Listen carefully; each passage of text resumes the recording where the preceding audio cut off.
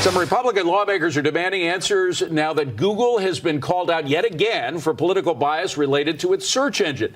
According to internal emails obtained by the Daily Caller, Google personnel discussed ways to bury conservative news sites in answers to searches, particularly after the election of Donald Trump. In one post-election email dated November 9, 2016, a Google engineer named Scott Byers said, quote, "Let's concentrate on teaching critical thinking. A little bit of that would go a long way. Let's make sure that we reverse things in 4 years. Demographics will be on our side." Now, other emails showed there was pushback, and Google says that the internal conversation did not lead to manipulating searches, but researchers have noticed Google's new algorithms do seem to feature mainstream liberal outlets rather than conservative ones. So is regulation or the free market going to solve this problem, gang? This problem is so much deeper than just a negotiation between a couple engineers about what should be. Look, I think Google is finally realizing a little late that they are one of the main problems in all the things that happened in the last few years, because the whole system was based on popularity. That's what it was. It's like if you have links to your thing, then you get uprated.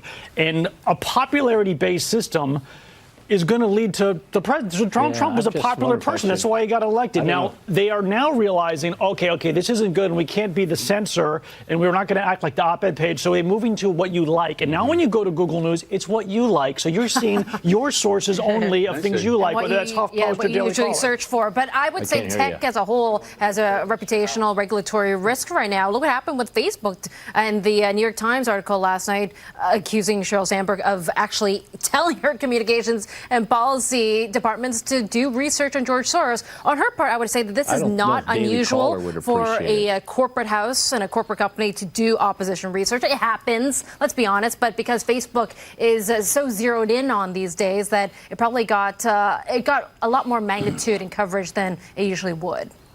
Yeah, I definitely think they did. They were in the hot seat over in front of Parliament yesterday. Facebook's VP head of policy in front of 7 different countries that were representing consumer groups because of the spread of disinformation and potential user privacy issues. So there's this continuation of old tech versus new tech. You look at IBM CEO's comments echoing that of Apple's Tim Cook's as of late, saying that we need to crack down. The government needs to step in. That's what she's saying. And Amazon, Google, Facebook, and the likes. I know you don't want to hear it. You never want to hear government regulation. But in this case, well, then what do we do to solve the problem?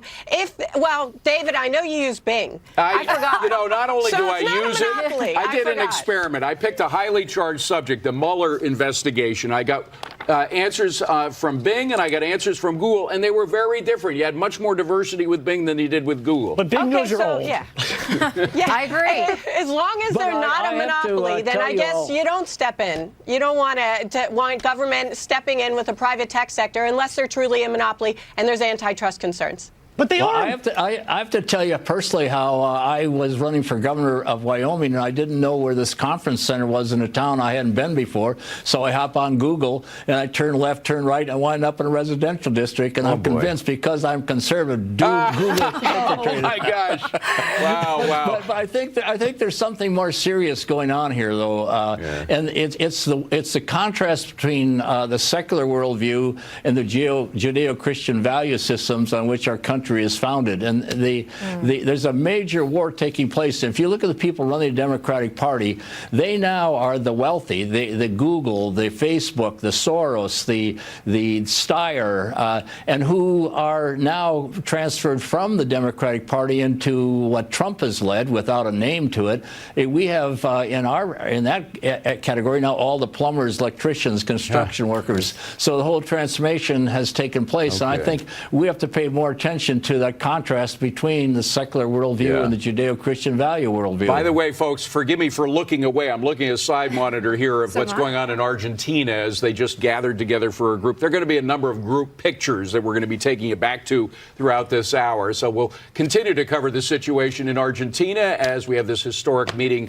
of all of the leaders from the G20. The historic, that was fine, Foster. The historic post-NAFTA trade deal was signed by President Trump and the leaders of Canada and Mexico, but it could still get stuck in the limbo of a new divided Congress. A live update from Capitol Hill on its chances of getting through.